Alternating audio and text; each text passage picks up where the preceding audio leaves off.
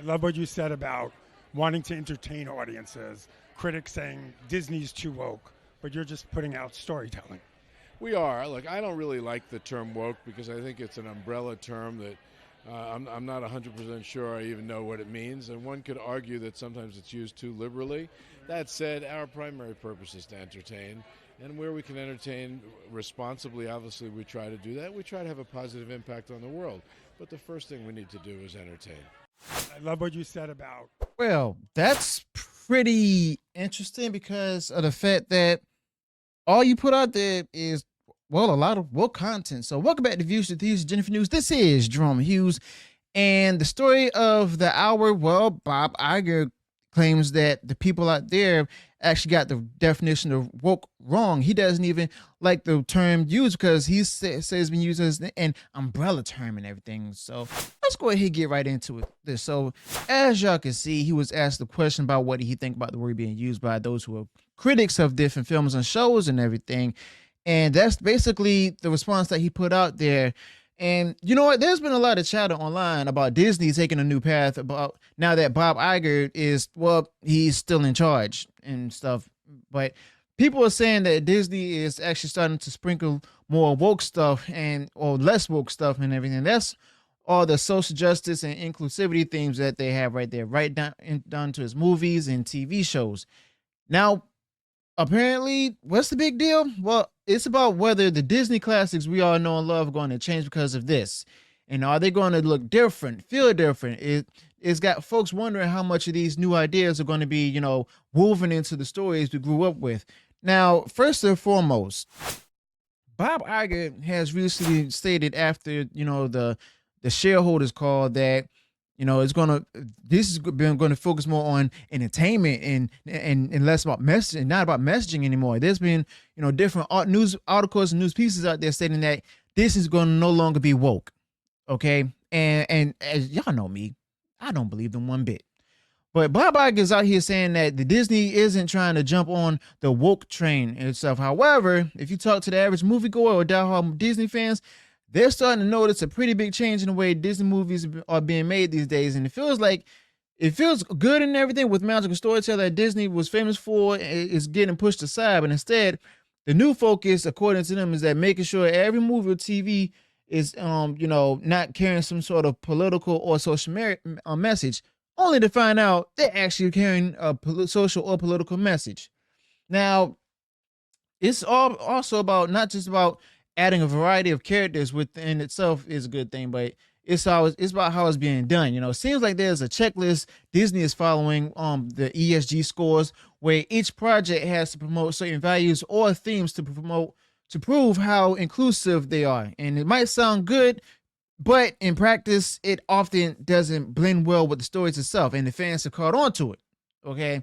And this kind of strategy of ticking boxes for diversity points looks great on the diversity report or ESG scores for company meetings when they talk about their values and stuff. But when it translates to the screen or streaming platforms, it's being forced, okay, rather than let it play out naturally. It's like they actually inserted these elements, not because they serve the story, but because they need to make a certain quota for inclusivity. And thanks to that, these different narratives sometimes feel awkward and, basically putting to the traditional Disney formula, which is all about seamless, captivating storytelling. Okay. And, people can also say that this shift could be seen as Disney trying too hard to be seen as progressive rather than focusing on the natural inclusion of diverse characters and different themes in a way that actually satisfies the story rather than overshadowing it. Okay. So here's the thing. Disney seems to be going down the path that is really pissing off a lot of people who are these diehard fans. And the folks who turn to Disney movies for a break from real life or as an escape, just looking for some good old-fashioned fun, not a sermon on the political issues of the day. And lately, Disney's been actually hammering in these big political and social woke ideologies into their movies and shows on the streaming platforms and in the box office. And a lot of times, it feels like they're just forcing it in there, even if it doesn't make sense to the story. Now they're just doing stuff like changing the races of characters and agenda of characters just because of dropping heavy woke political statements right in the middle of the action. It's like they're more about making a point than making sure everyone has a good time watching the film. And these different changes might be grabbing different headlines that got people talking, you know. And with that being said, but all the other chatter is, well, apparently to some it's positive. Some fans are feeling, on the other hand, alienated. They just want to catch a fun movie or show and not get hit over the head with political messages. And you can see on this dissatisfaction is starting to hit home with Disney where it hurts, which is their wallet. The box office numbers aren't as hot as they used to be, and it's not even a big deal for them. And it seems like, you know, they're trying to appeal to new audiences. They're risking the loyalty of the fans who've been with them the longest. And before I continue, I want to go ahead and turn to, you know, the Webster definition of woke, okay? And, you know, according to the U.S. slang version, says aware of and actively attentive to important societal effects and issues, especially issues of racial and social justice.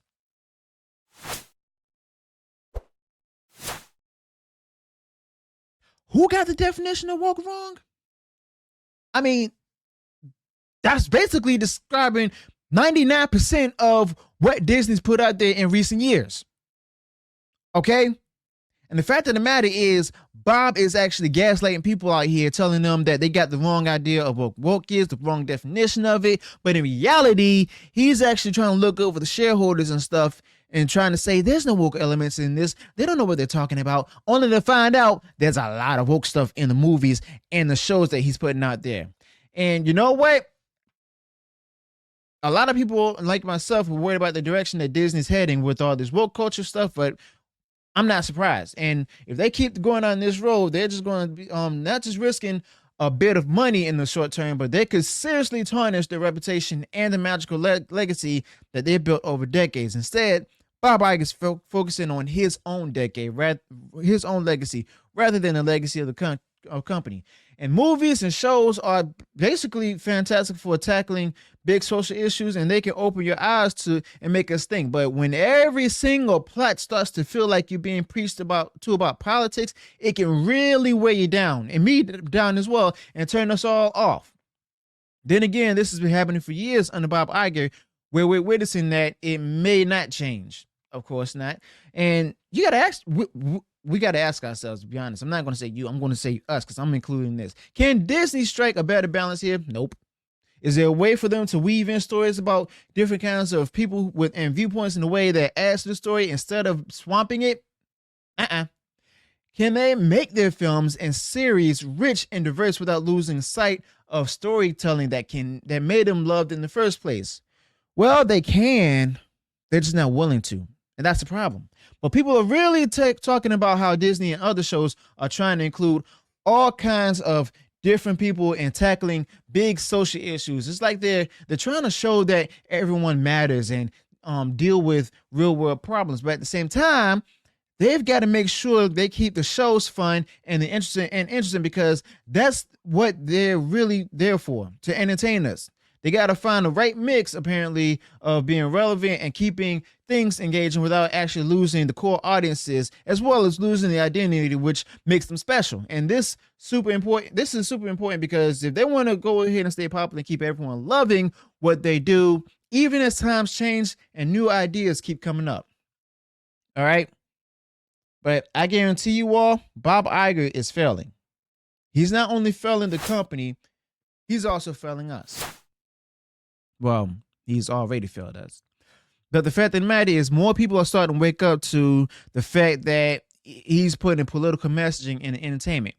Mainly because of the fact that he's not creative. Okay? He doesn't have a creative bone in him right now. Okay? And that's a doggone shame because, to be honest with you,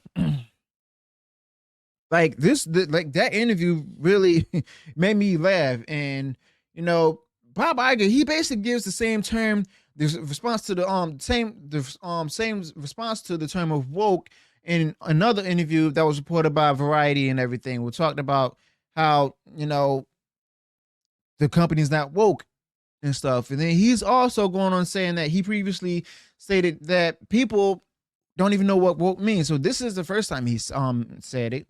And also the fact that he said that, you know, he doesn't like this. It sounds like the same principle as to BlackRock CEO Larry Fink did when he talked about the term ESG, where Larry Fink said that ESG is being used as a political weapon.